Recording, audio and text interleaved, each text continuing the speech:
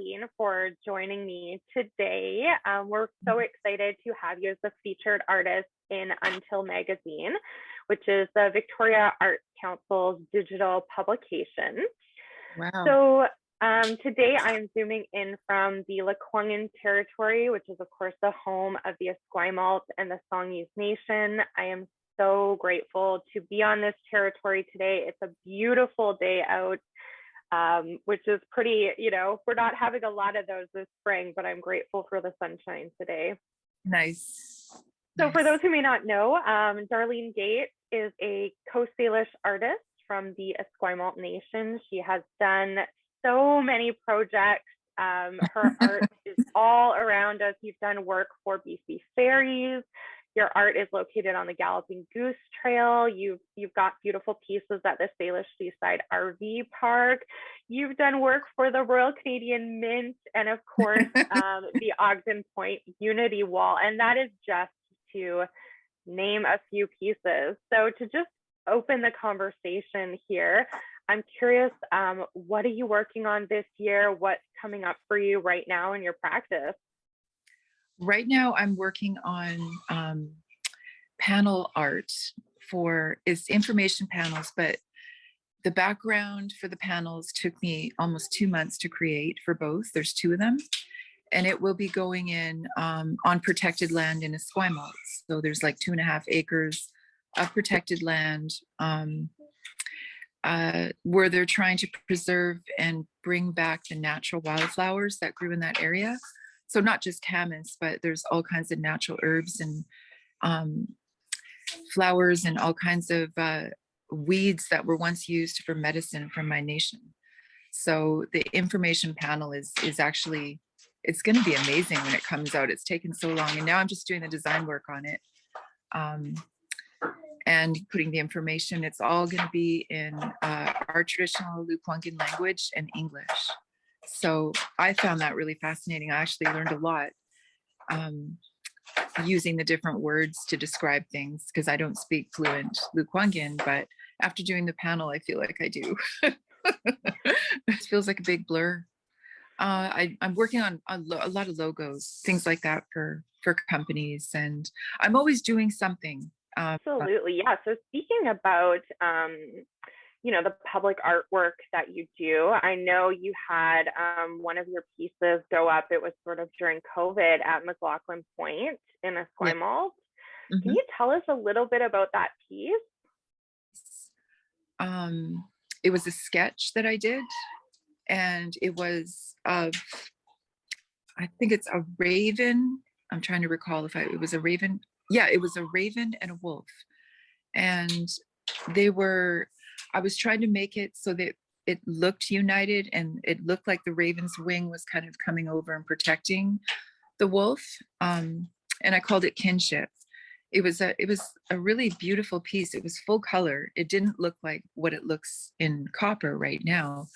That piece took forever to get done because I've never ever worked in metal before. That was the first time I've ever done a metal installation. And then I had to find the proper copper paint that would go over top of it, and then a sealant because it was going to be down by the water, and everyone was worried, oh, it's going to get rusty and the water's going to ruin it, and everyone kept saying that, and so it took me a really long time to put it all together and to find the right copper paint, and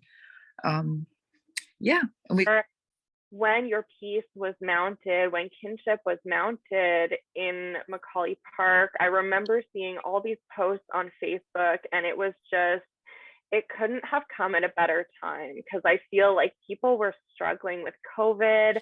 People were feeling so isolated, and we couldn't really connect with one another. And then all of a sudden, one day, these beautiful public art pieces popped up, and people were taking photos of them on Facebook, and they were talking about them. And it was such a beautiful thing to happen during a really, really challenging time. So, and the mood was really dark.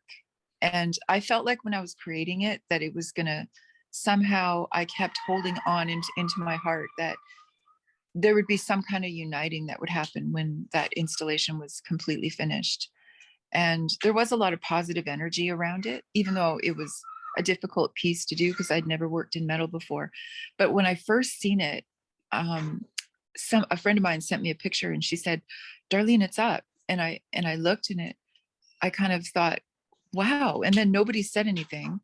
And I think about 2 or 3 weeks later, people started emailing me and saying, oh my gosh, I just seen your installation. It's so beautiful. And it made me feel really happy that people got to have that I got to put that in, and that it's there. And I was reading some of your past interviews just about your BC Fairies piece and how that was, 100 iterations to get that to where it was. Yeah.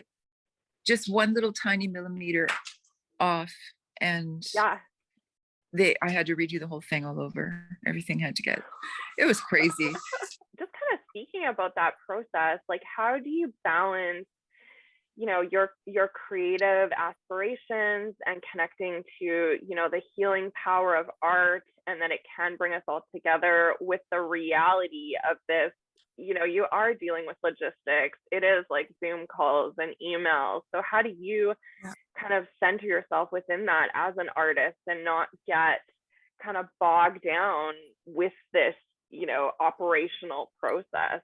What's that like for you? Well, I do get bogged down. I'm telling you, I'm human. There's this one project that I'm working on right now. The detail, I mean, all the artwork was easy. Doing the artwork is the fun part. But then when you're working with a group of opinions, a board, everybody wants something different. And one redo, another redo can go on forever. And then sometimes I just got to walk away and take a deep breath, or else I'm just going to lose my cool. My daughter right now is working on her art. Oh, I love that. I love those colors. Beautiful. I'm actually homeschooling her, and this is her last project for the day, which is drawing a beach. Amazing. I love that. Yeah. Cultivating creativity in others. I feel like artists are always, we're always looking for opportunities to mentor others and grow up that next generation. So that's nice. Yeah. Well, thank you so much, Darlene, for this conversation. And if folks are looking to find your work in Esquimalt, do you want to just kind of let us know where the gallery is or where people can find you online? Sure. The gallery is located on Esquimalt Reserve. It's most like right now it's closed, but my mom has the key and she's willing to open it. And she lives above the gallery. So you just have to walk up the ramp, knock on the door, and she'll let you in. I have a website, just onemoon.ca. It'll give you a glimpse of my older work. Okay, I appreciate that. Thank you so much. Awesome. Thanks, Darlene. Enjoy the rest of your day. Thanks, you too. Bye. Bye.